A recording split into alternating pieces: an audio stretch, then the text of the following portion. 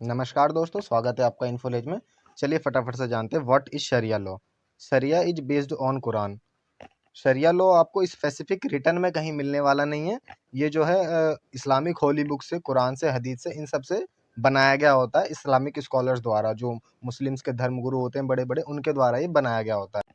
Profit Mohammad के जीवन जीने के तरीके से, उनकी लाइफ स्टोरीज, उनकी रूलिंग्स, उनकी टीचिंग्स जो हुआ करती थी, उनसे ये शरिया कानून जो है बनाए गए हैं। बेसिकली ये डिनोट करता है मोरल लाइफ पाथ, यानी मुस्लिम्स का बिहेवियर, रहन सहन उनका कैसा होना चाहिए, किस तरीके से उनको जीवन जीना चाहिए।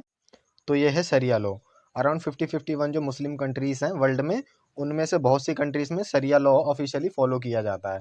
बहुत सी कंट्रीज ऐसी भी हैं जो मिक्स्ड टाइप रूल फॉलो करती हैं। शरिया कानून भी वहाँ पर है और कॉन्स्टिट्यूशनल लॉ जो होता है वो भी मिक्स्ड टाइप, दोनों मिक्स होते हैं। और कुछ कंट्रीज उनमें ऐसी भी हैं जो मुस्लिम मेजोरिटी तो हैं, बट वहाँ पर वो सेकुलर है। सेकुलर यानी कि वहाँ पर रिलीजियस लॉ फॉलो नहीं किया जाता। चलिए अब बात कर लेते हैं शरिया कोर्ट्स की, जिनको कि दारुल ख्वाजा भी कहा जाता है।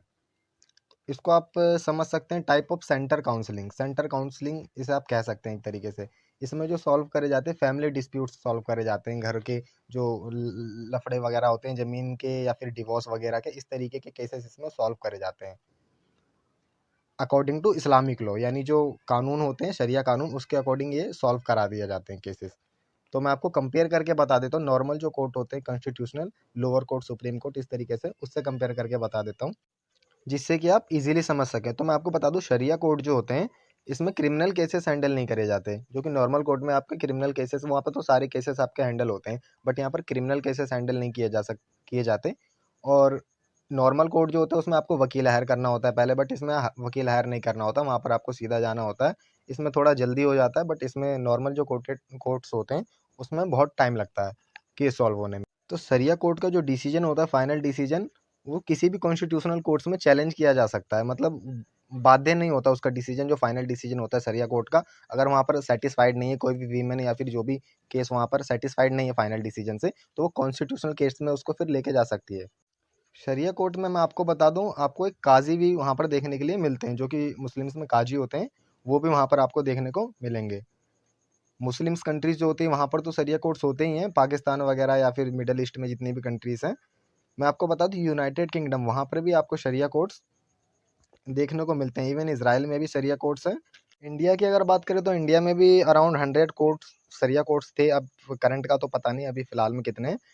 तो इसको जो शरिया कोर्ट जो इंडिया में, इसको रन किया जाता है all India Muslim personal law board द्वारा। तो मुस्लिम, इन्होंने एक बार प्रपोजल भी रखा था कि हर डिस्ट्रिक्ट में एक शरिया कोर्ट होना चाहिए, जिसको कि मतलब कुछ हुआ नहीं। फिर उसके बाद ऐसा इस पे एक 80 सुप्रीम कोर्ट का जजमेंट भी आया था, शरिया कोर्ट्स आर नॉट कोर्ट्स।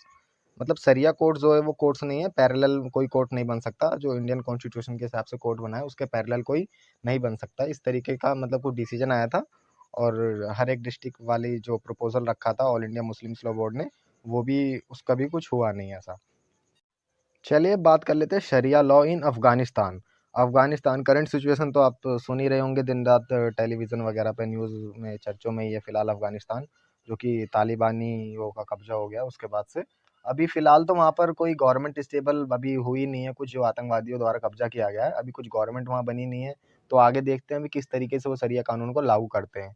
अभी हाल ही में जो इंटरव्यू दिया था, तालिबान का कोई लीडर था, नाम तो पता नहीं, तो उसने एक फीमेल रिपोर्टर को इंटरव्यू दिया था कि हम शरिया कानून तो हम लाएंगे, ये तो खैर तय है कि शरिया कानून वहाँ पर आना ही है इनका कब्जा होने के बाद, बट उन्होंने कहा था कि हम वुमेन राइट्स का पूरा पूरा ध्यान रखेंगे।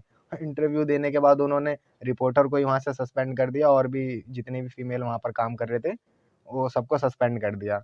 तो इनके कहने और करने में तो फिलहाल जमीन आसमान का फर्क है। 1996 से 2001, 5 साल जब तालिबान का राज रहा था पहले अफगानिस्तान पर, तो उस टाइम जो इन्होंने शरिया लॉ लागू करा था वो तो बहुत ज़्यादा ही गलत तरीके से, मतलब एक्सट्रीम बहुत ज़्यादा था, वो वॉलेट करता था ह्यूमन राइट्स को।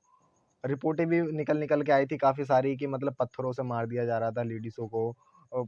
और एक तो ये भी रिपोर्ट वगैरह निकल के आई थी, नेल पेंट लगाने पे अंगूठा काट दिया गया था लेडीज़ का, इस तरीके से रिपोर्ट्स वगैरह निकल के आती थी। पनिशमेंट्स वहाँ पर बहुत ज़्यादा वो थी कि अडल्ट्री में अगर कोई महिला पाई गई तो उसको पत्थरों से मार मार के जान ले ली जाएगी उसकी। अफगानिस्तान ही की नहीं, और भी अदर कंट्रीज से इस प्रकार की रिपोर्टें आती रहती थी, वीडियोस वगैरह निकल के आते रहते थे।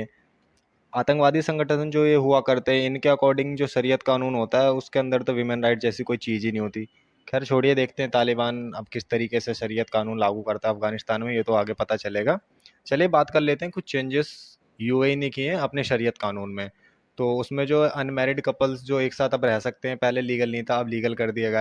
डिवोर्स लॉ में भी चेंजेस करें, divorce law same where marriage took place. यानी मैं आपको एग्जांपल देख समझाता हूँ। जैसे कोई इंडिया का व्यक्ति है, अगर उसकी इंडिया में शादी हुई है इंडिया के अकॉर्डिंग, और वो यूएई में रहता है, अगर वहाँ वो डिवोर्स लेना चाहता है, देना चाहता है, तो उसको जो है वहाँ के शरीयत कानून के अकॉर्डिंग डिवोर्स देना होता था पहले। लेकिन अब वो चेंज कर दिया है। अब जिस तरीके से उसको डिवोर्स देना है, यानी जिस कंट्री में उसने शादी करी थी उसके अकॉर्डिंग वो डिवोर्स दे सकता है।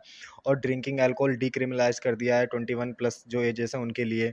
और वीमेन एम्पावरमेंट, ह्यूमन राइट्स पे अच्छा खासा ध्यान दिया गया है। ये जो चेंजेस कुछ हैं यूएई ने किए हैं। हालांकि रीज़न बताया जा रहा है कि एक्सपो 2021 जो अब होने वाला है, पहले तो 2020 का था, फिर वो पोस्टपोन्ड हो गया 2021 में, यानी इस ईयर जो होने वाला है उसके लिए। तो यहाँ होता है वीडियो का एंड। अगर आप इसी प्रकार की और भी इन्फॉर्मेटिव वीडियोस देखना चाहते हैं, स्टडी रिलेटेड एजुकेशनल वीडियोस, या फिर इवन आप टेक इन्फॉर्मेटिव वीडियोस भी देखना चाहते हैं, तो चैनल को सब्सक्राइब कर बेल आइकन प्रेस कर लीजिए। धन्यवाद।